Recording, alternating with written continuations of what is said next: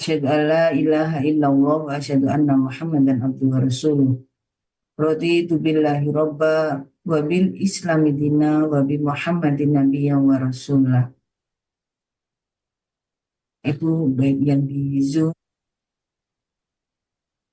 di Muhammadiyah, di channel YouTube yang dirahmati Allah.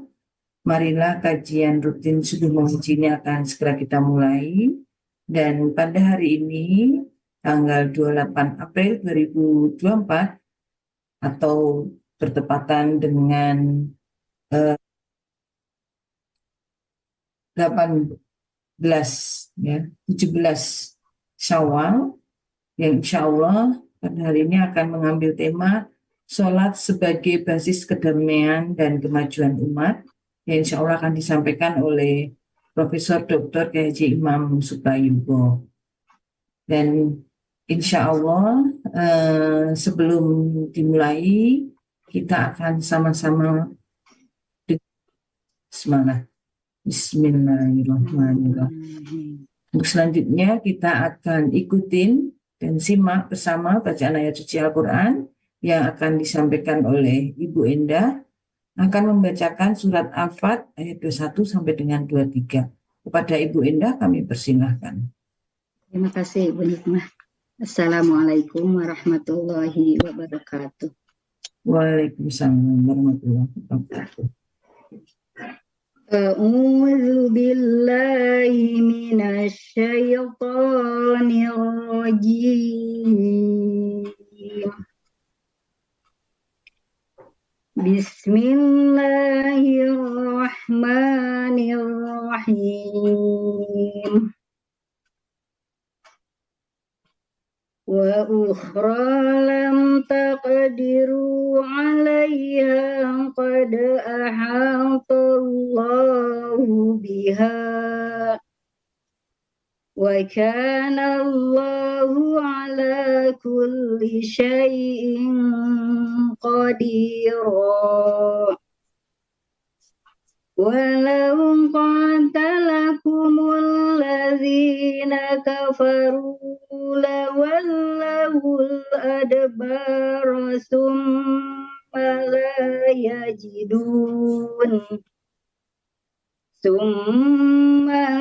yajiduna waliyan wala nasira. Sunnatullahi allati qad khalat min qabl walan tajida li sunnatillahi tabdila. Sadaqallahul azim. Aku berlindung kepada Allah dari godaan setan yang terkutuk dengan menyebut asma Allah yang Maha Pengasih, Maha Penyayang, dan kemenangan-kemenangan atas negeri-negeri lain yang tidak dapat kamu perkirakan, tetapi sesungguhnya Allah telah menentukannya. Dan Allah Maha Kuasa atas segala sesuatu. Dan sekiranya orang-orang yang kafir itu memerangi kamu, pastilah mereka akan berbalik melarikan diri, kalah, dan mereka tidak akan mendapat pelindung dan penolong. Demikianlah hukum Allah yang telah berlaku sejak dahulu. Kamu sekali-kali tidak akan menemukan perubahan pada hukum Allah itu. Maha benar Allah dengan segala firman-Nya.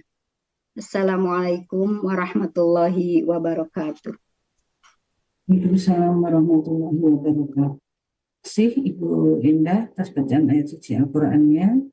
Semoga dengan bacaan ayat suci Al-Quran bisa menjadi salah satu penyebab turunnya rahmat Allah Subhanahu wa taala. Amin ya rabbal alamin. Ibu yang dirahmati Allah, alhamdulillah pada pagi hari Pak Profesor Dr. Imam Suprayogo yang insya Allah akan tadi saya sampaikan, akan menyampaikan kaitan dengan sholat sebagai basis kedamaian dan kemajuan umat. Sebelum Bapak Imam Suprayogo mohon izin saya bacakan kembali di kurung video beliau dan pengalaman beliau.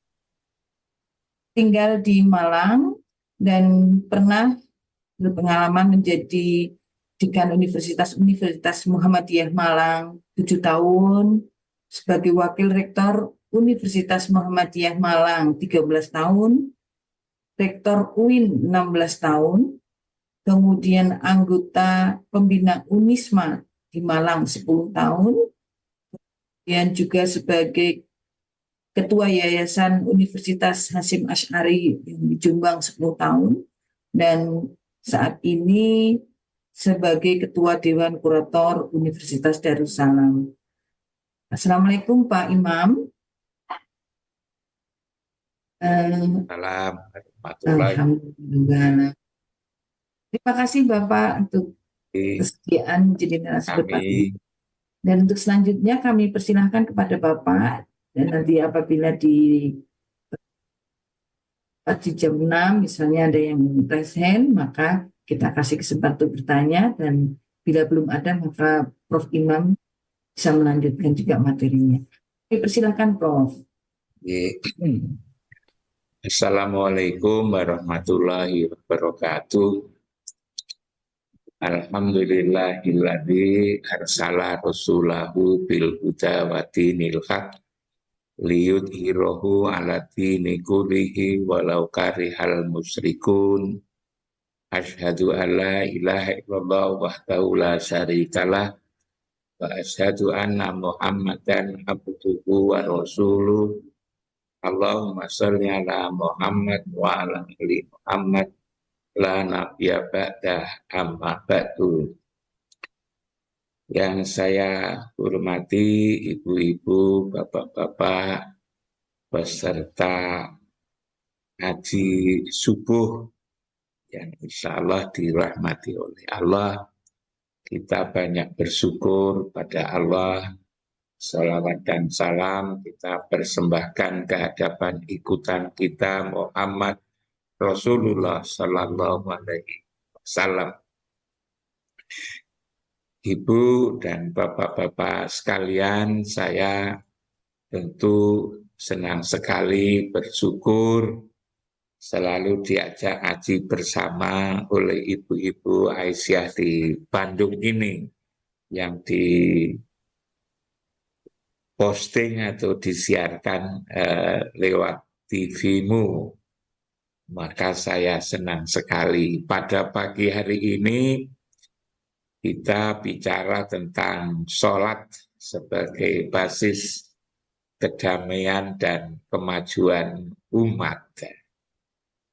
Saya tidak pernah membuat makalah dalam kajian ini, tapi pada pagi hari ini sebagai dasar saya bicara, ibu akan saya ajak, ibu-ibu dan bapak-bapak akan saya ajak untuk mencermati beberapa ayat dalam Al-Quran.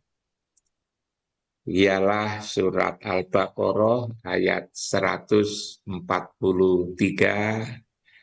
144, surat Ali Imran ayat 96, 97, surat Al-A'raf ayat 43, dan surat Shad ayat 46, 47. Kalau boleh saya ulangi, surat Al-Baqarah ayat 143, 144, surat Ali Imran 96, 97, surat Al-A'raf ayat 43, dan surat Shad ayat 46, 47. Yang ini semua untuk kita mengkaji bagaimana sholat untuk membangun kedamaian dan juga kemajuan umat. Tema ini memang menarik sekali, ialah bicara tentang apa yang sehari-hari kita lakukan, ialah sholat. Tetapi menurut khidmat saya bukan sembarang sholat, melainkan adalah sholat yang membuahkan kedamaian dan juga kemajuan. Banyak orang sholat tetapi juga tidak membuahkan suasana damai. Banyak orang yang mengata bahwa saya ini sudah sekian lama sholat. Sehari-hari sholat 5 waktu, mulai dari maghrib, isya, subuh, duhur, asar, tidak pernah bolong, tidak pernah kosong. Tapi rasanya masih belum bisa itu, belum berhasil membangun kedamaian. Di rumah misalnya masih sering berselisih, bahkan juga tidak menyapa beberapa hari di antara anggota keluarga. Begitu juga dengan tetangga, dengan teman sekantor, teman sekerja, masih ada suasana yang tidak enak di dalam hati ini. Dan juga apalagi dalam lingkup yang lebih luas, kita bermasyarakat, berbangsa, bernegara, dan lebih-lebih ketika musim pemilu, kampanye pemilu, rasanya hati ini sehari-hari dipenuhi oleh suasana galau, suasana sedih, suasana jengkel barangkali, dan yang lain-lain semacamnya itu. Padahal sudah sholat. Begitu juga seterusnya yang kita sebut sebagai kemajuan. Bahwa sudah sholat tetapi juga pikiran-pikiran tidak berkembang, rasa masih juga terbatas, sempit, tidak dalam, dan juga tidak luas. Pengetahuan juga tidak bersemangat, belum begitu semangat untuk mengetahui sesungguhnya kehidupan ini seperti apa, apalagi yang menyangkut jagat raya yang sedemikian luas. Diajak untuk mengembangkan ilmu pengetahuan, kadang-kadang masih juga belum bersemangat. Padahal sudah sholat.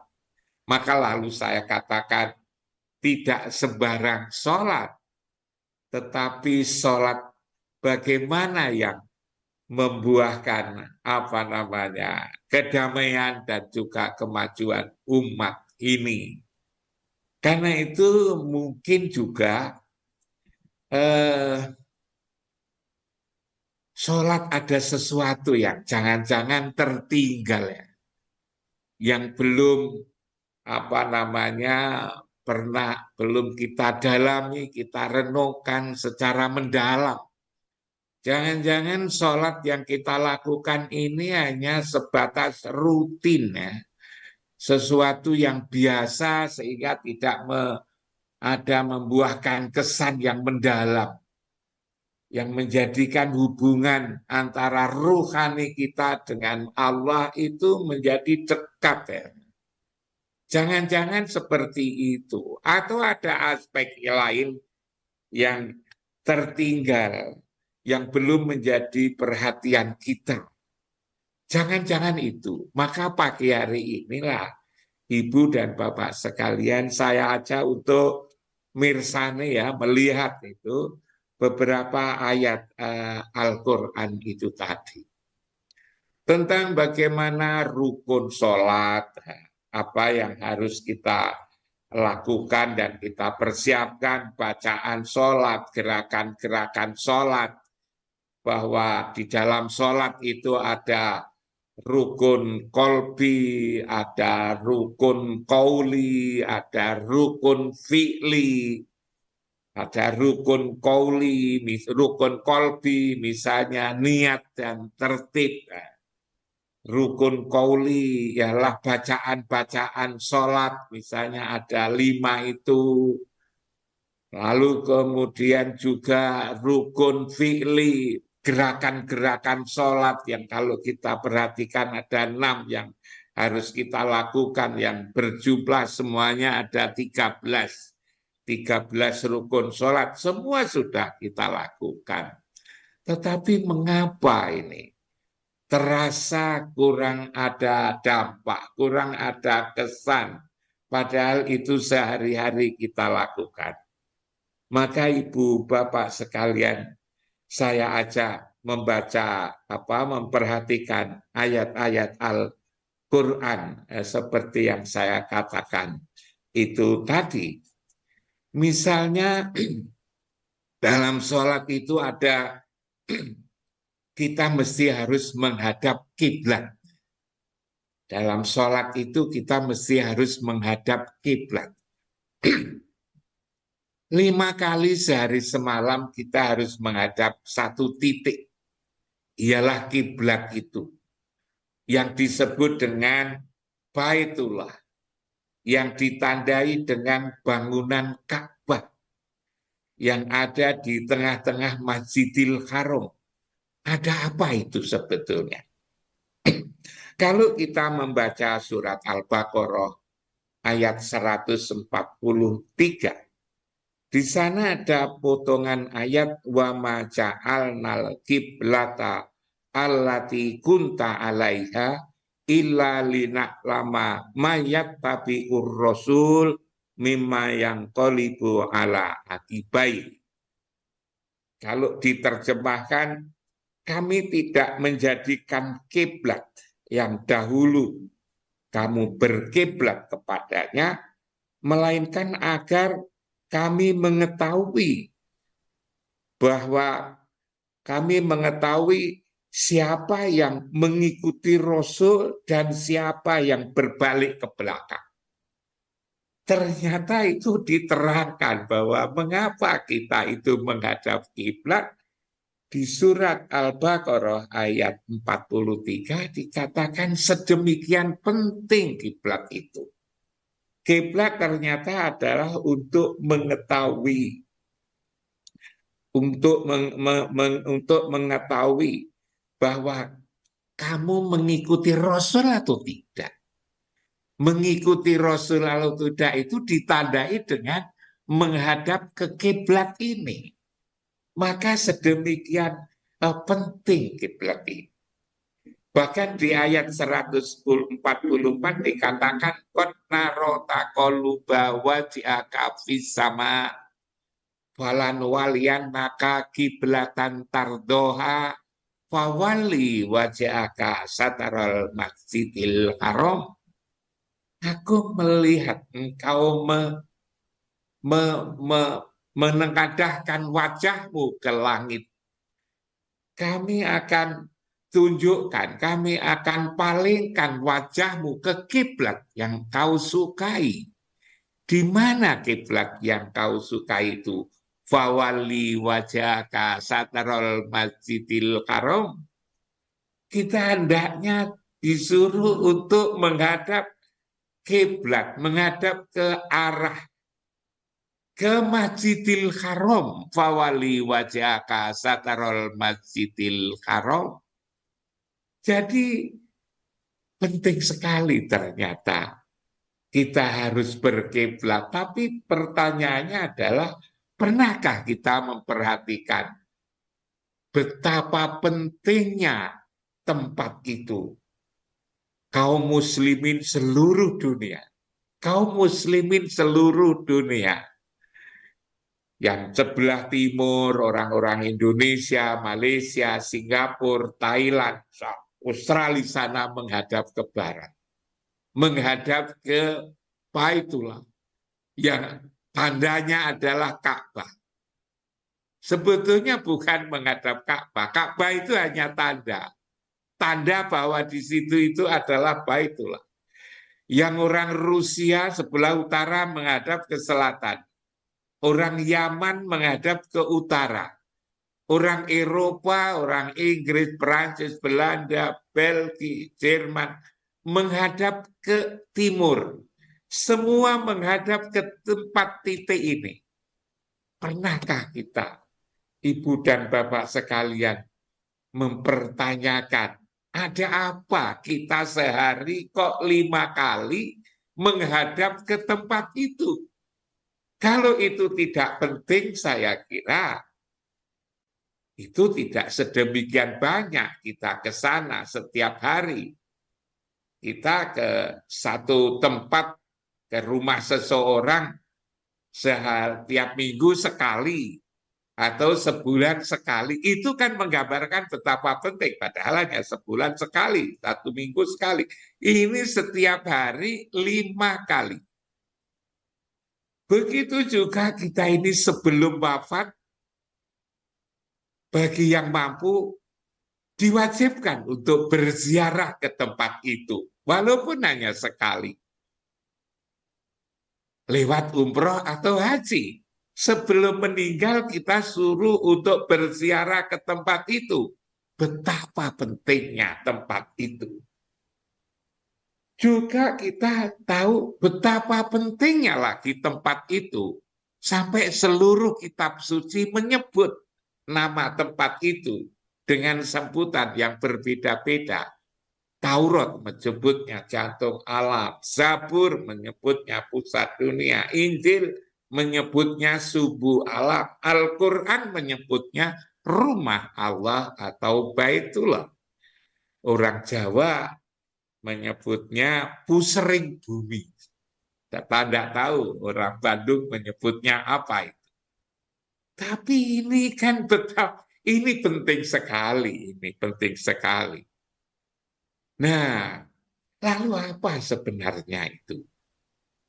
Kita lalu juga membaca surat Ali Imran, ayat 96 itu, yang mengatakan, Inna awwala baiti wudhi'a linnasi lalladzi bibakata mubarakan wa hudan lil alamin. Fihi ayatun bayyinatun maqamul Ibrahim wa man dakhalahu kana aminan. Bahwa yang mula-mula rumah saya nyatakan, kami nyatakan untuk umat manusia, untuk manusia adalah bibakah, adalah dibakah. Mubarakan yang diberkahi. Fihi ayatun bayyinatun maqamul Ibrahim wa man dakhalahu kana aminan. Bahwa yang mula-mula rumah saya nyatakan untuk manusia adalah bakah, dibakah, yang diberkahi, yang menjadi petunjuk bagi seluruh alam. Yang di dalamnya itu fihi ayatun, ada tanda-tanda. Di antaranya adalah makom Ibrahim. Dan siapa yang memasukinya, maka aman. Tempat itu adalah aman. Tentu bukan aman dalam pengertian yang bersifat fisik, tetapi aman dari gangguan. Mungkin ada gangguan iblis, gangguan setan, atau gangguan jin, karena yang namanya raja iblis yang bernama Azazil itu aja tidak bisa masuk, tidak berani masuk di situ itu. Nah ini Ibu Bapak sekalian, ini ada rumah yang kami nyatakan untuk seluruh umat manusia adalah bibakah ini, yang diberkahi. Karena itu saya dari ayat sebelumnya yang saya katakan tadi, ternyata di situ itu adalah rumah untuk manusia. Tapi kalau itu rumah untuk manusia, rumah jenis apa ini? Rumah jenis apa? Kita ini terdiri atas jasmani dan ruhani. Kita ini terdiri atas jasmani dan ruhani. Jasmani punya rumah. Ibu-ibu, bapak-bapak punya rumah masing-masing. Saya punya rumah di Malang ini. Dan rumah yang kita buat ini sebetulnya rumah yang bersifat zahir saja, yang jasmani saja. Yang besarnya bentuknya kita menyesuaikan dengan budaya atau kemampuan kita untuk membuat rumah. Ada yang efisien, punya rumah kecil, cukup. 1 kamar, 2 kamar, cukup. Ada yang lalu banyak tamu yang rumahnya besar. Potongannya berbeda-beda antara rumah suku Makassar misalnya beda dengan suku Madura, suku Jawa. Mungkin juga suku-suku yang lain yang berbeda. Itu adalah rumah jasmani. Tetapi kita juga perlu ada rumah ruhani. Rumah ruhani ini tidak perlu kita buat. Tapi Allah sendiri telah menyatakan di situ bahwa yang mula-mula rumah dinyatakan untuk seluruh umat manusia adalah bibaka ini. Inilah saya sebut rumah ruhani. Jadi ada rumah jasmani, ada rumah ruhani. Rumah jasmani kita buat sendiri-sendiri menyesuaikan dengan kebiasaan kita, kemampuan kita. Tetapi rumah ruhani adalah rumah yang kita tidak perlu membuat. Cukup itu menempati. Ibu-ibu dan bapak-bapak sekalian. Betapa pentingnya rumah ini sebetulnya. Rumah ini juga harus ditempati. Kalau kita lihat perumahan, saya kira di Bandung juga banyak perumahan. Kalau kita memperhatikan antara rumah yang ditempati dan rumah yang tidak ditempati, itu cepat rusak. Rumah yang tidak ditempati. Rumah yang ditempati biasanya terawat. Tapi rumah yang tidak ditempati biasanya cepat rusak. Di situ ditempati tikus, ditempati berbagai macam jenis binatang, gentingnya akan melorot itu kan. Lalu juga suasananya juga tidak hangat, biasanya menjadi tidak enak. Kita masuk rumah yang kosong. Jadi rumah itu harus ditempati. Ternyata yang bermasalah kalau rumah itu tidak ditempati bukan rumahnya, orangnya juga bermasalah. Orang yang punya rumah, apalagi rumahnya hanya satu atau satu-satunya, tapi tidak ditempatin, itu biasanya bermasalah. Sebutannya saja orang yang pergi dari rumah, yang tidak pamit itu kurang begitu enak didengar. Kalau di Jawa Timur orang yang meninggalkan rumah tidak pamit itu disebut minggat, disebut mbambung, disebut gelandangan, disebut apa saja yang tidak terikat dengan rumah disebut dengan liar. Liar. Dan apa saja yang dikasih identitas liar biasanya tidak menyenangkan, membahayakan. Misalnya ada kucing liar. Kalau kucing jinak yang ada rumah, tinggal di rumah bersama keluarga, itu baik. Tapi kalau kucing liar itu bahaya. Anjing liar, babi liar, sapi liar, kuda liar, rumput liar. Apalagi manusia liar. Manusia liar. Itu dididik menjadi susah kalau itu manusia liar. Karena tidak terikat dengan rumah. Kalau di Malang ini, di perempatan-perempatan jalan itu ada anak-anak yang biasanya berpakaian tidak karu-karuan, kelihatan tidak pernah mandi gitu kan. Lalu minta uang dengan cara bernyanyi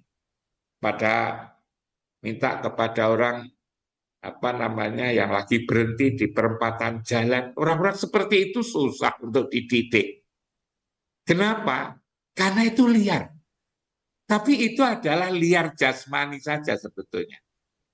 Begitu pula adalah, atau lebih-lebih adalah liar secara rohani, tidak menempati rumah. Kita tadi mengatakan ada rumah jasmani, ada rumah rohani. Rumah rohani di mana? Itu tadi di surat Ali Imran 96-97, inna awala baiti wudi alinas, dan seterusnya tadi. Yang rumah rohani ini. Lah kalau rumah jasmani harus ditempati, maka begitu pula rumah rohani. Rumah rohani ini juga harus ditempati setiap hari. Kapan itu menempati rumah rohani? Menempati rumah rohani adalah 5 kali sehari semalam. 5 kali sehari semalam dalam sholat, kita harus menghadap rumah rohani yang disebut dengan kiblat itu. Jadi ketika kita sholat itu tidak boleh menghadap ke sembarang arah, ke sembarang tempat. Kita harus menghadap ke rumah rohani. Ialah baitullah, ialah kiblat. Ialah satu tempat yang berada di tengah-tengah Masjidil Haram. Ialah yang ditandai oleh Ibrahim dengan bangunan Ka'bah. Yang terpenting bukan Ka'bah. Ka'bah hanya sebatas tanda. Dulu pernah hilang, dulu pernah kebanjiran dan dibangun kembali. Tidak mengapa, karena itu hanya sebatas tanda. Tapi bahwa di tempat itu adalah Baitullah, itu telah dinyatakan oleh Allah sejak sebelum ada Nabi Adam sebetulnya. Nah, rumah ini juga harus ditempati, rumah rohani, rumah jasmani ditempati, rumah rohani juga ditempati. Kapan menempati rumah rohani? Tadi saya katakan ketika kita sholat. Kita menghadap ke rumah rohani ini. Bahkan sebetulnya bukan hanya menghadap, ingatan kita, hati kita harus berada di tempat itu. Begitu Allah, sebelum Allahu Akbar, kita mesti yakin bahwa kita menghadap rumah rohani, bahkan ingatan kita itu harus berada di rumah rohani ini. Tapi ibu bapak sekalian, betapa sulitnya sebetulnya pekerjaan ini. Sekedar menghadap, boleh kita menghadap, bisa dengan mudah. Tapi ketika kita sedang sholat, maka pikiran kita kemana-mana. Begitu Allahu Akbar, ingat pengajian subuh pagi, ingat pekerjaan, ingat putra-putri, ingat sekolahnya, ingat macam-macam yang sebelumnya tidak ingat menjadi ingat. Nah, kalau kita ingatan kita kemana-mana itu, maka artinya kita tidak berada di tempat itu. Kita berada di tempat-tempat lain. Akhirnya lalu dikatakan atakmurunan nasa bil birri wa tansawna anfusakum wa antum tatlunal kitab afala ta'qilun. Di surat Al-Baqarah lagi itu. Mengapa atakmurunan nas? Kenapa tubuhmu, nasmu, nas itu tubuh. Kenapa tubuhmu kamu ajak pada kebaikan, ialah sholat. Tapi kamu melupakan dirimu sendiri, padahal kamu membaca kitab. Apalah ta'qilun? Kenapa kamu? Apakah kamu tidak berakal? Itu disindir oleh Allah lewat ayat Al-Quran ini. Atakmurunan nasa bil birri wa tansawna anfusakum wa antum tatlunal kitab. Apalah ta'qilun? Kenapa tubuhmu kamu ajak pergi ke masjid tadi subuhan? Lalu kemudian kita menghadap kiblat. Lalu kita bertakbir. Tapi ketika selesai bertakbir, segera kita ingat macam-macam. Tubuhnya menghadap ke kiblat. Tapi ingatannya kemana-mana. Lalu dikatakan, afala ta'qilun. Sampai lalu bacaannya lupa, rakaatnya lupa. Ini sudah berapa? Katanya sholat, menyembah Allah di Baitullah, di kiblat. Tapi ingatannya kemana-mana, ternyata ditegur, disindir oleh Allah. Lewat Al-Quran, atamuruna nasa fil birri wa tansawna anfusakum wa antum tatlunal kitab. Afala ta'qilun. Kita mesti harus berada di tempat ini, 5 menit itu harus ada di sini. Dan kalau 5 menit, kalau kita berada di situ, waktu sholat itu, berada di tempat itu, waktu sholat itu, maka saya katakan tadi di surat Al-A'raf, ayat 43, yang mengatakan bahwa wa naza'na ma fi sudurihim min ghilin. Aku cabut apa yang ada di dalam dada ini, min ghilin, penyakit hati, iri, dengki, takabur, aji, ria, sombong, tamak. Itu sholat. Tentu mencabutnya itu tidak seluruhnya, mungkin pelan-pelan karena kita sehari-hari ada di situ. Bahwa di dalam surat Al-Baqarah itu juga dikatakan bi qulubihim marad fazadahumullahu marad. Di dalam dada ini ada penyakit. Dan tidak dikurangi, tapi malah ditambah fazadahumullahu marad. Maka tatkala kita berada di tempat itu, penyakit hati kita itu dicabut. Wa naza'na ma fi sudurihim min ghilin. Aku cabut penyakit apa yang ada di dalam dada ini. Min ghilin, penyakit hati. Dendam, iri, dengki, takabur, tamak, dicabut. Nyabutnya di mana? Tajri min tahtihimul anhar, di tempat yang di bawahnya mengalir sungai. Jadi menyabutnya ternyata tidak di sembarang tempat. Nyabutnya di tempat yang di bawahnya tajri min tahtihimul anhar, di tempat yang di bawahnya mengalir sungai. Di bawah Masjidil Haram itu, di bawah itu bangunan Ka'bah itu ada sungai. Karena itulah airnya diambil berapa saja, kapan saja, itu tidak pernah habis. Itulah disebut dengan air Zam-Zam itu. Dinyatakan mencabut penyakit hati itu di tempat itu. Tajri min tahtihimul anhar, di tempat yang di bawahnya mengalir sungai. Karena itulah sholat 5 kali sehari semalam itu harus berada di tempat itu. Karena itu di dalam agama ini tempat begitu penting. Seringkali orang mengatakan bahwa semua tempat itu sama. Ya boleh-boleh sajalah mengatakan seperti itu, tetapi sebetulnya tempat itu berbeda-beda. Dalam pengajian seperti ini dulu pernah saya sampaikan, coba sebagai bukti bahwa tempat itu tidak sama. Bisa kita lihat misalnya haji. Haji itu kan wukuf. Wukuf itu kan berhenti, duduk, berdoa pada saat tertentu. Tetapi duduknya itu, berhenti duduknya itu harus ada di Arafah. Tidak boleh di Malang dan tidak boleh di Bandung. Walaupun ada COVID itu, lalu kita mengatakan, udahlah untuk efektif, efisien daripada tidak haji, kita wukufnya di Malang atau wukufnya di Bandung, tidak boleh. Tempatnya hanya satu, ialah di Arafah itu. Begitu juga sa'i. Sa'i itu kan jalan kaki yang sepanjang 800 meter itu. Tapi harus dari Sofa ke Marwah. Berulang-ulang 7 kali. Tidak boleh.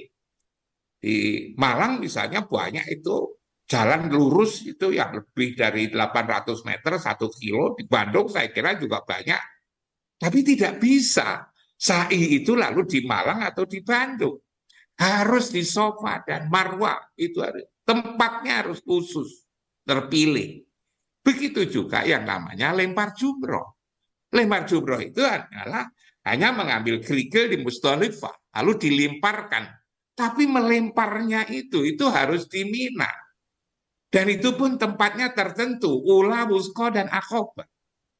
Tidak bisa, lalu nantilah. Wong di Mina itu hanya lempar kerikil ke tembok, di Bandung kan banyak tembok, di Malang banyak tembok, tapi tidak boleh, harus di Mina. Maka tempat menjadi penting. Nah pertanyaannya adalah kalau sholat harus juga tempatnya itu harus menghadapnya itu harus jelas. Itu adalah di Baitullah itu, di kiblat itu. Tidak bisa deh. Sholatnya, kalau haji itu tubuhnya dan ingatannya jadi satu, sholat ingatannya itu harus di kiblat, menghadap kiblat. Dan kalau kita berada di situ, maka penyakit hati kita ini dicabut. Dan kalau penyakit hati itu dicabut, maka dikatakan inna sholata tanha anil fasya wal mungkar. Sholat itu mencegah perbuatan keji dan mungkar. Maka lalu menjadi sehat. Karena penyakitnya sudah dicabut. Maka sholat itu sedemikian pentingnya jadinya. Sholat itu menjadi penting kalau sholat itu kita berada di rumah Allah. Bahkan lalu ketika kita umroh atau haji, kita lalu apa itu namanya? Tawaf.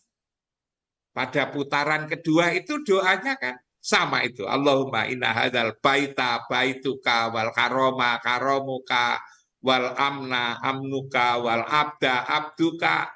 Ya Allah, rumah ini adalah rumahmu ya Allah. Negeri aman ini adalah negerimu ya Allah. Dan seterusnya ini.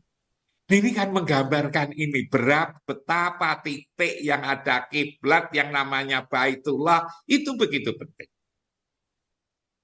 Tapi lalu mungkin kita bertanya, betapa untungnya kalau begitu orang-orang yang berada di negara Saudi Arabia ini, mereka yang sehari-hari di situ, ibu dan bapak sekalian, dalam sholat ini, ibadah ini, yang dipentingkan itu ya memang mereka untung, tetapi sebenarnya dalam ibadah ini sebetulnya bicara kita adalah bicara ingatan. Karena itu lalu tidak begitu memperhatikan soal-soal jarak. Adalah soal ruhani. Ruhani itu adalah nur, adalah cahaya. Ruhani itu adalah iman ini, adalah kitab ini, adalah ingatan ini. Ingatan itu tidak pernah terhalang oleh tempat, oleh jarak, dan oleh waktu. Maka sebetulnya sama. Bisa jadi kita ini yang berada di Malang, berada di Bandung, berada di Jogja, begitu gampang ingat Baitullah. Tetapi orang yang ada di sekitar Makkah sendiri belum tentu kalau itu ingat Baitullah atau tahu bahwa itu ingatan kita harus merasa di situ. Tubuhnya ada di situ, tapi ingatannya tidak ada di situ. Sama dengan ketika kita misalnya itu haji atau umroh, kita sedang berada di sekitar Masjidil Haram, tapi kita belum tentu kita ingat Baitullah di situ. Malah ketika kita di sana, kita sedang umroh atau sedang haji, ingatan kita malah ke Jogja, ingatan kita malah ke Bandung, ingatan kita malah ke rumah, ke Malang. Waktu di Malang tidak ingat cucunya, tapi ketika sedang ada di Mekah sana, yang diingat bukan Baitullah, tapi yang diingat anaknya, cucunya, keluarganya yang ada di rumahnya masing-masing. Ini persoalannya adalah persoalan ingatan sebetulnya. Karena itu persoalan ingatan, maka sebetulnya di mana-mana adalah sama. Nah ini, ibu dan bapak-bapak sekalian, sholat yang seperti ini, sholat yang ingatannya berada di Baitullah itu, maka itulah sholat yang disebut dengan khusyuk. Maka sholat khusyuk itu adalah sholat yang alladzina yadununa annahum mulaku rabbihim. Surat Al-Baqarah 40, ada tambahan nih tadi. 46 kalau tidak salah. Wasta'inu bisobri wassalah wa innaha lakabiratun illa alal khasiin. Mintalah pertolongan dengan sholat dan dengan sabar dan sholat. Yang hal itu adalah berat kecuali yang khusyuk. Yang khusyuk itu siapa orang yang khusyuk itu? Yang khusyuk itu adalah alladzina yadununa annahum mulaqu rabbihim. Sholat khusyuk itu adalah sholat yang ketika sholat itu yakin ketemu Tuhan. Mulaqu rabbihim. Ini ada tambahan, ini belum saya catat di situ. Al-Baqarah 46. Sholat khusyuk itu manakala kita yakin ketemu Tuhan. Di dalam Al-Quran. Mulaqu rabbihim wa annahum ilaihi raji'un. Pertanyaannya, apakah ketika kita sholat ketemu Tuhan? Diterangkan bahwa sholat khusyuk itu adalah sholat yang ketika sholat kita bertemu Tuhan. Apakah kita bertemu Tuhan? Nah, untuk mengetahui apakah benar-benar ketemu atau tidak, itu kan bisa kita uji. Misalnya, saya ketemu Ibu Nikmah.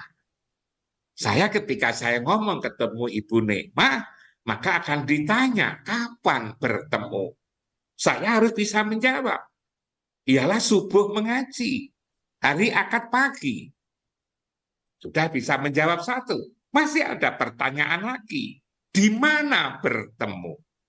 Kapan bertemu? Di mana bertemu? Manakala dua pertanyaan ini terjawab, maka orang percaya bahwa saya memang betul-betul ketemu Ibu Nikmah. Kapan bertemu? Subuh mengaji. Di mana itu? Lewat Zoom. Ngaji akad pagi. Lah, berarti orang percaya. Begitu juga ketemu Tuhan. Kapan bertemu Tuhan? Waktunya jelas, waktu subuh, waktu duhur, waktu asar, waktu maghrib, waktu isya. Kapan ketemu Tuhan? 5 waktu dalam sholat. Di mana bertemu? Nah, ini harus terjawab. Di masjid? Bukan. Di rumah? Bukan. Di mana? Bukan. Tempat pertemuan itu ada sebetulnya. Tempat pertemuan itu adalah Baitullah. Makanya fal ya'budu robba hadzal bait. Sembahlah Tuhan. Ini rumah, menyembah Tuhan di tempat ini. Umirtu an a'budu robba hadzal baldatil ladzi harramaha wa lahu kullu syai'. Aku terperintah menyembah Tuhan di tempat yang mulia ini. Jadi ada tempat. Bahkan kalau kita tidak berada di tempat itu, di tempat menyembah Tuhan, ada juga ayat Quran mengatakan wa makana sholatuhum indal baiti, tidaklah sholat di tempat ini illa mukaan wa tasdiatan, kecuali hanya bersiul-siul dan bertepuk tangan. Fadukul adab bima kuntum takfurun. Ingat adab Allah begitu keras karena kamu menserikatkannya. Kenapa disebut menserikatkannya? Karena katanya menyembah Allah, tapi yang diingat adalah bayar SPP putranya, ngantarkan sekolah anaknya, lagi sholat, menyembah Tuhan. Kok lalu dia ingatannya adalah ngantarkan putra-putrinya ke sekolah, padahal lagi sholat. Itulah sholat yang hanya bersiul-siul dan bertepuk tangan. Bahkan diancam fadukul adab bima kuntum takfurun. Ingat adab Allah begitu keras karena kamu menserikatkannya. Di rumah ini, Ibu dan Bapak sekalian, sholat harus ada tempatnya. Kalau haji ada tempatnya, sholat juga ada tempatnya. Kalau kita ngomong bertemu Tuhan, mulaqu rabbihim, kapan bertemu, juga bisa menjawab di mana tempat pertemuan itu. Tempat pertemuan itu adalah di kiblat yang disebut dengan Baitullah, yang ditandai dengan bangunan berada di tengah Masjidil Haram, dan ketika kita berada di situ, Maka menurut Al-Quran, wa naza'na ma fi sudurihim min ghilin, aku cabut apa yang ada di dalam dada ini min ghilin. Dan ketika di situ tajri min tahtihimul anhar. Bahkan ketika kita berada di situ di surat Shad ayat 46, inna ahlasnahum bi khalisatin dzikradar. Aku menjadikan hati itu damai. Hati itu damai. Kita kan bicara sholat untuk kedamaian. Hati kita damai, sejuk, akhlak lalu menjadi terawat. Dengan cara apa? Dzikradar. Ingat rumah. Inna ahlasnahum bi khalisatin dzikradar. Aku menjadikan hati ini damai, sejuk, tenang, akibatnya akhlak bagus, maka dengan cara dzikradar wa innahum indana laminal mustofainal ayat.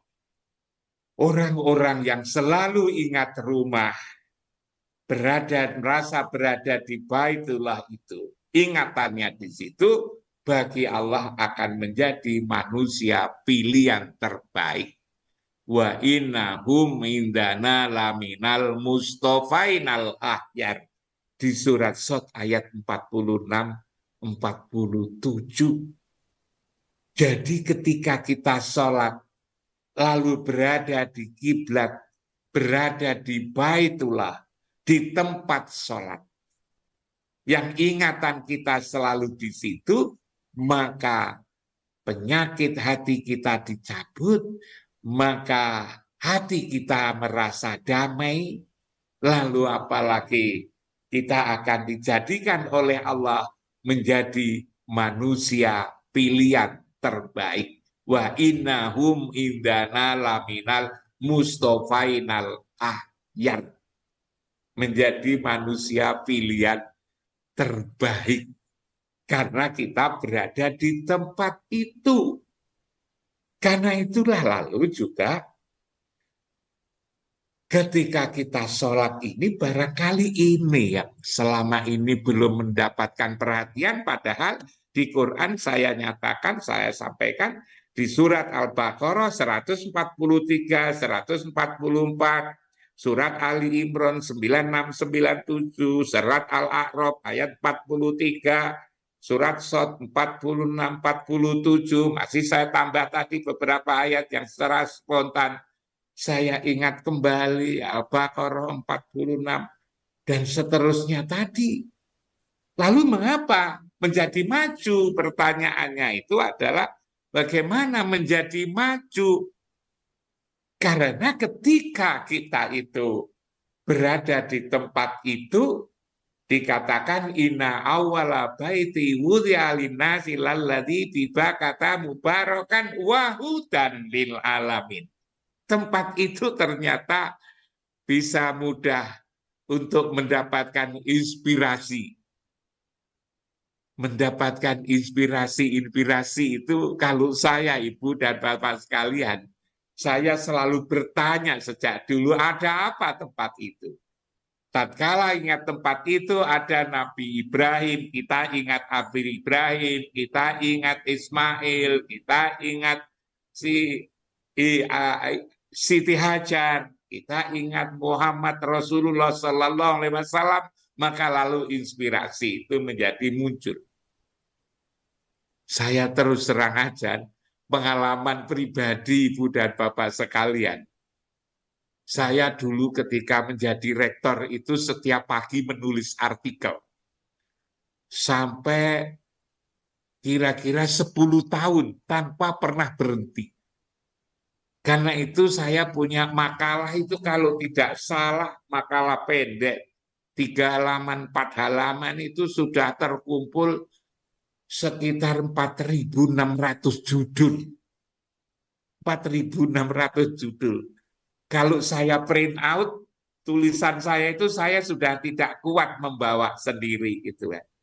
Orang bertanya, dari mana inspirasi? Saya ingat Baitullah, saya bilang begitu. Lah kenapa begitu? Itu wahudan lil alamin. Di situ lalu ada Nabi, kita ingat Ibrahim, kita Ismail, kita ingat Hajar, kita ingat para orang-orang utusan Allah, kesayangan Allah yang ada di situ.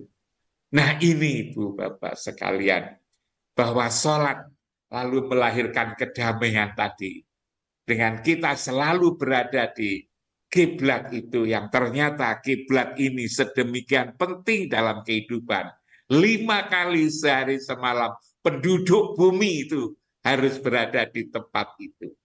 Seumur hidup minimal sekali bagi yang mampu harus diwajibkan untuk berziarah ke tempat itu lewat haji atau umroh.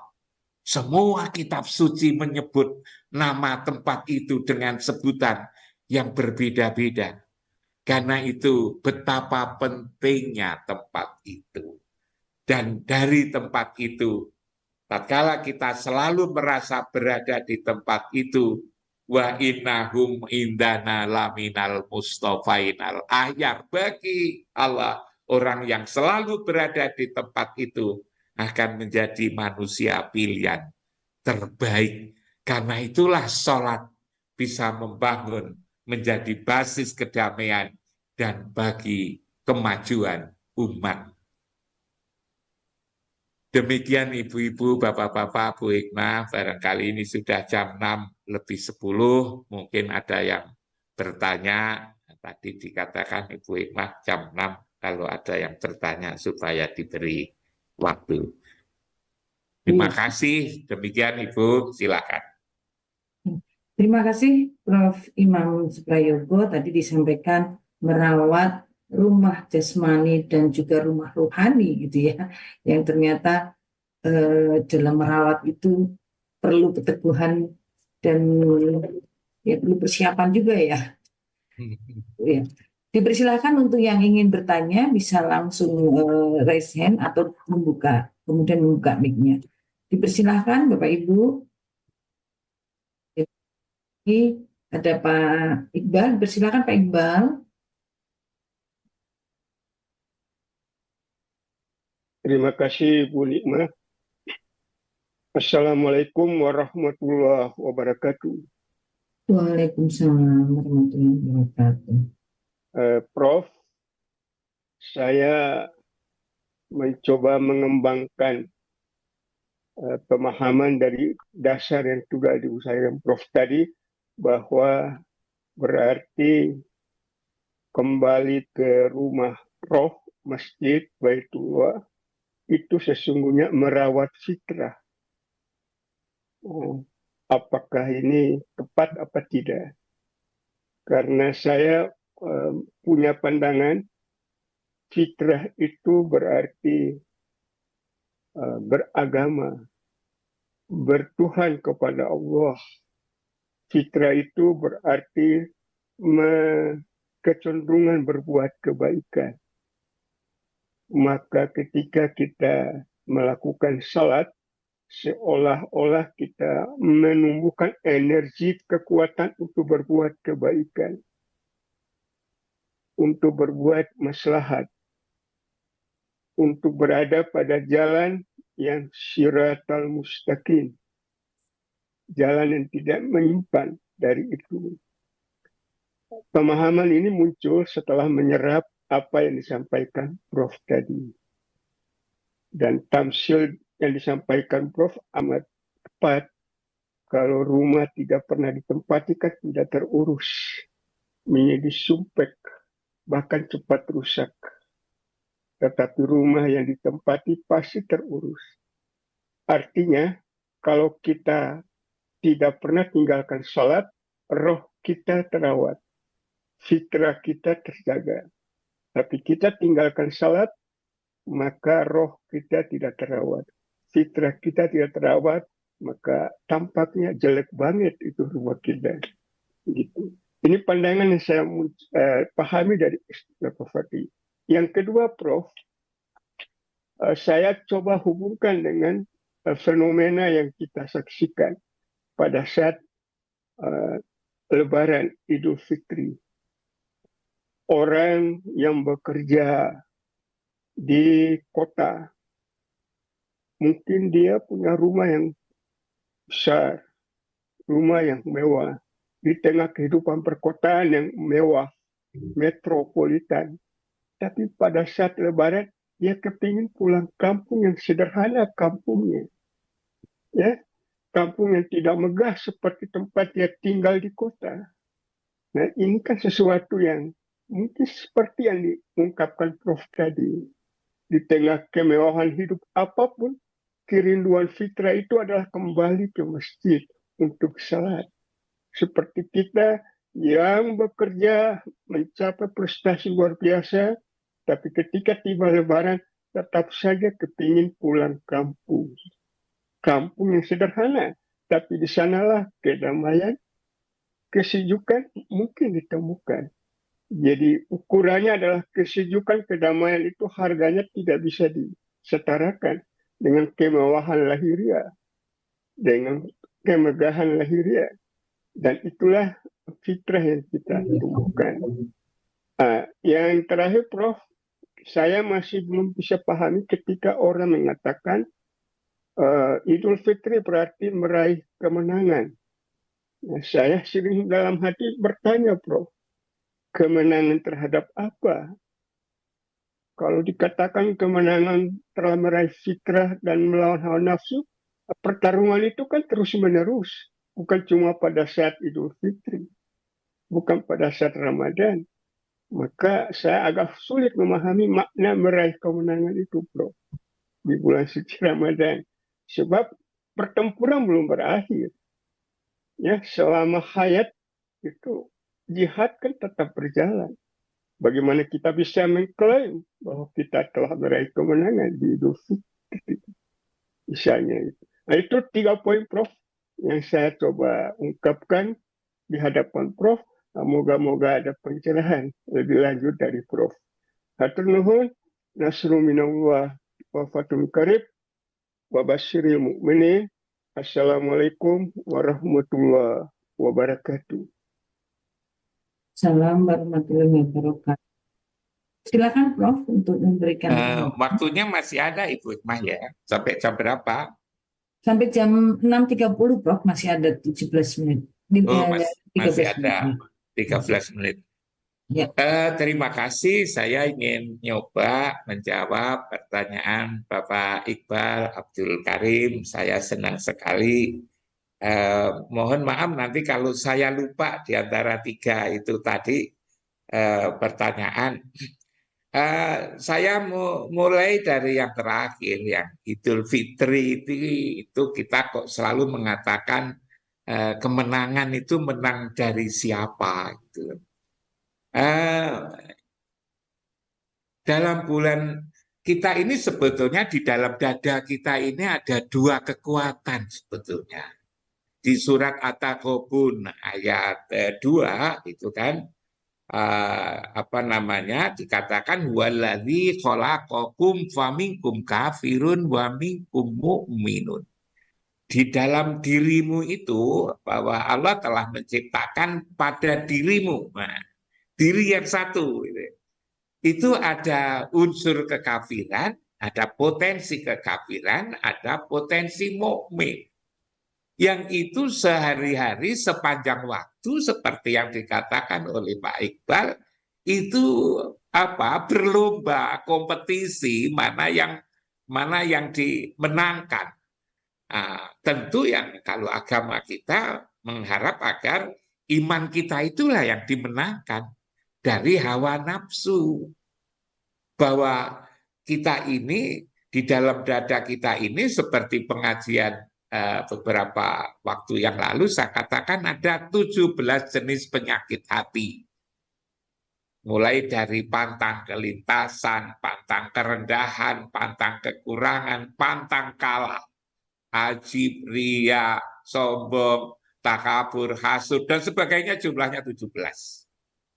Nah, 17 jenis penyakit itu ternyata kita disediakan juga untuk mengimbangi, mengalahkan kalau perlu, itu 17 rakaat sholat.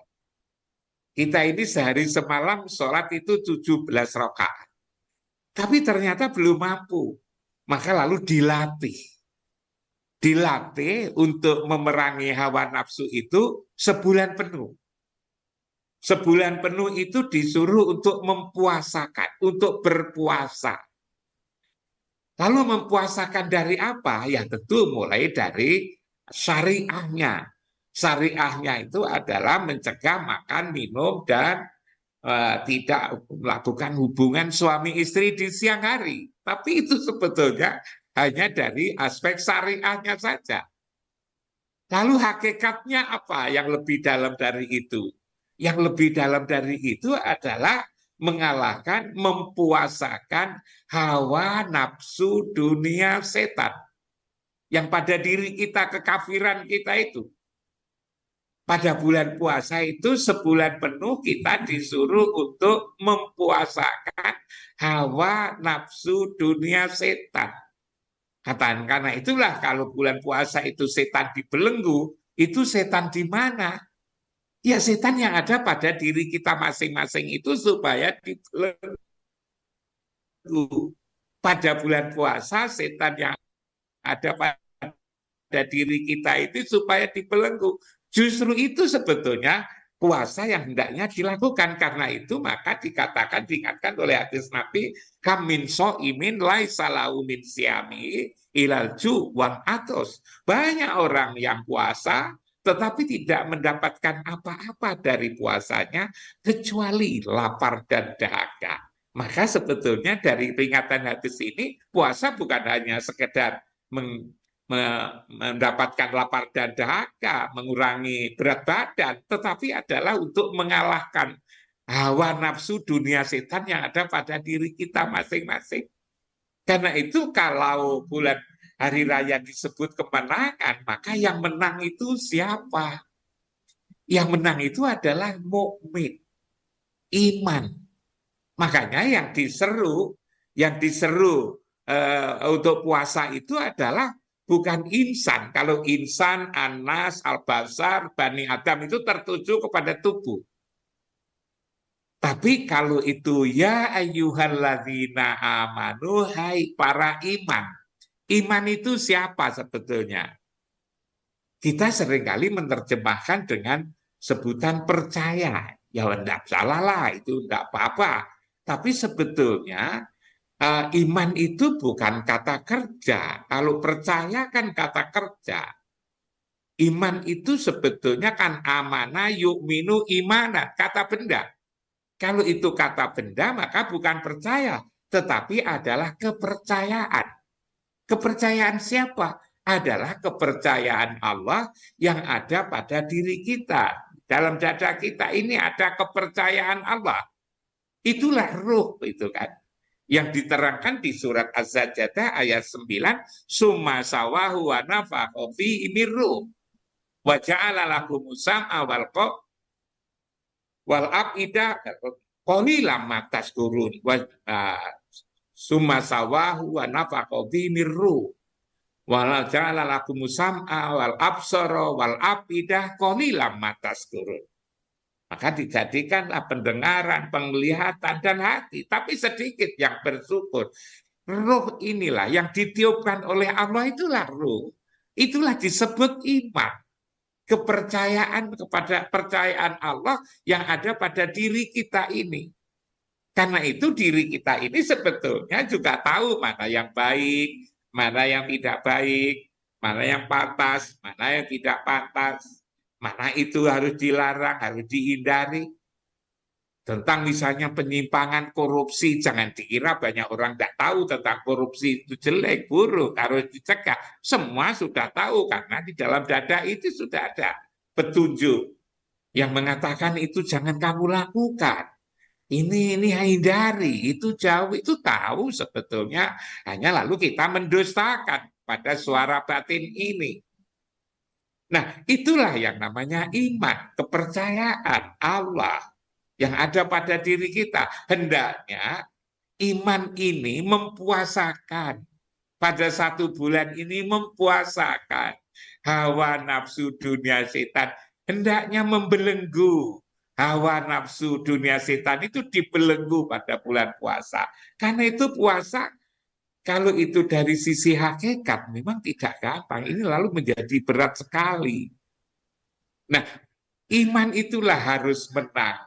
Makanya ketika hari raya lalu diperingatkan sebagai kemenangan. Kemenangan kita ini pada hari raya itu. Nah, itulah Pak Iqbal yang kalau saya memaknai yang menang itu adalah iman memenang daripada gangguan tadi hawa nafsu dunia setan itu. Lalu tentang pulang, itu yang kedua tentang pulang. Kenapa orang itu kok suka pulang? Memang orang itu kalau di perjalanan, tatkala kita itu sedang wisata itu kan melihat tempat-tempat indah.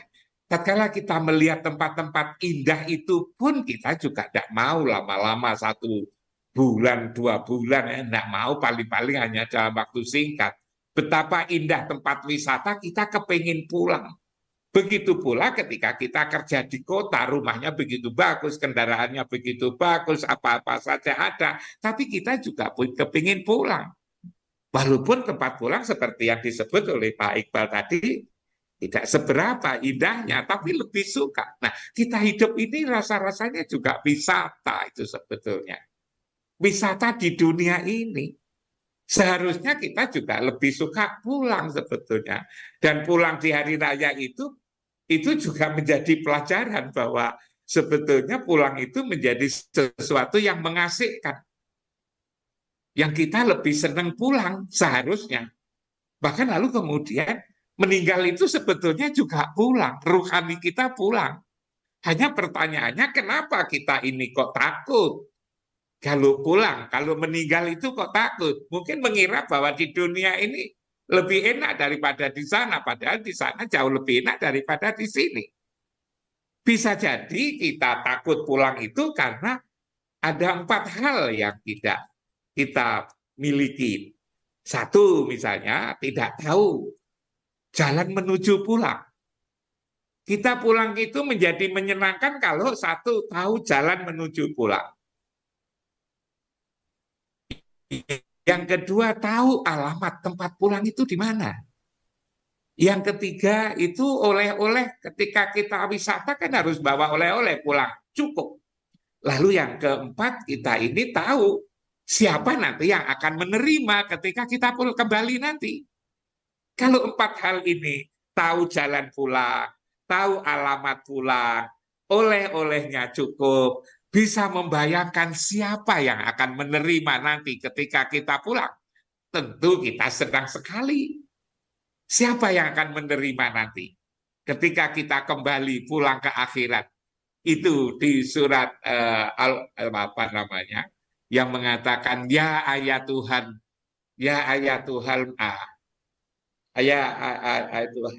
Nafsul mutmainnah irji'i ila rabbiki radiyatan mardiyah fadkhuli fi ibadi wadkhuli jannati. Kita disapa oleh Allah dengan sebutan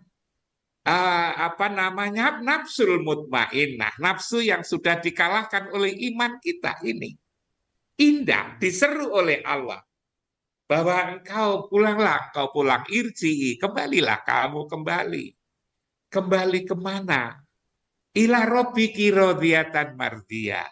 Fadkhuli fi ibadi wadkhuli jannati. Indah sekali. Tapi kalau kita itu tidak tahu siapa yang akan menerima, maka lalu juga ada keterangan di surat As-Sajdah ayat 11 itu. Kul yatawaffakum malakul maut alladzi wukila bikum summa ila rabbikum turja'un. Katakanlah Allah akan mewafatkan dengan menugaskan kepada malaikat maut. Allah tidak mau menyeru dengan sapaan yang indah tadi, tetapi mewakilkan kepada malaikat maut. Yang itu yang berat. Mungkin kita belum jelas bahwa kita nanti akan dijemput oleh Allah, tapi diwakilkan kepada malaikat maut. Yang itu kira-kira yang menjadikan kita itu tidak mau segera pulang. Nah, pertanyaannya adalah kita ini berasal dari mana? Dan kita nanti akan kembali kemana? Inna lillahi wa inna ilaihi roji'un. Dan siapa yang kembali? Kalau kembalinya tubuh ini saya kira tidak perlu dipikir. Mesti nyampe, karena tubuh itu dari tanah maka kembali ke tanah. Ketika pulang diantarkan oleh tetangga. Handai tolan, tidak hanya diantar tapi juga dipikul. Kalau tersesat bukan yang salah yang dipikul, yang mikul itu keterlaluan. Yang persoalan adalah rohani kita ketika pulang itu tidak ada yang antar, sendirian. Harus tahu jalannya, harus tahu tempat pulang, harus tahu oleh-olehnya, harus tahu siapa ya yatunahan nafsul mutmainnah tadi. Nah ini, lalu dari mana kita ditiupkan? Kita tidak tahu dari mana, tetapi Allah ternyata menolong kita semua, memudahkan kita semua. Kok lalu ada yang namanya Baitullah yang ditandai dengan bangunan Ka'bah itu, yang berada di tengah-tengah Masjidil Haram itu. Disitulah saya membayangkan itu kalau HP itu server besarnya itu ada di satelit. Nah kalau ruhani jangan-jangan server besarnya di Baitullah itu. Ya, Prof. Sehingga kita berasal dari situ, nanti kita kembali ke tempat itu. Jalan menuju kembali 5 kali sehari semalam, kita pulang ke tempat itu. 5 kali sehari malam pulang itu. Ketika kita itu seumur hidup, kita pernah datang di situ. Karena itu ketika kita datang, kita disuruh mengelilingi rumah itu. Ka'bah itu disuruh kelilingi 7 kali. Ya. Selesai mengelilingi rumah itu, maka disuruh untuk nyium Hajar Aswad. Nyium Hajar Aswad itu kan foto sebetulnya. Penjelmaan daripada malaikat Zuriyah. Foto. Kalau tidak bisa foto, kita fingerprint. Apa itu? Ya. Pakai apa namanya itu? Pakai tangan itu kan? Ya. Ya, Prof. Ini luar biasa. Sepertinya ini kita nanti harus tindak lanjuti ya, Prof, di materi-materi selanjutnya. Karena ada beberapa pertanyaan juga, dan semoga nanti Prof bisa melanjutkan di hari selanjutnya ya, Prof. Mudah-mudahan masih ada PR. Dan kita untuk TV-mu, Prof, kita akan tutup ya, Prof, karena udah lebih dari 6.30. Terima kasih, Ibu. Bapak Ibu yang dirahmati Allah, alhamdulillah kita akan tutup dengan TV Muhammadiyah. Kita tutup bersama dengan hamdalah. Alhamdulillahirabbil alamin. Nasrun minallah wa fathun qarib wa basyiril mu'minin. Assalamualaikum warahmatullahi wabarakatuh. Waalaikumsalam.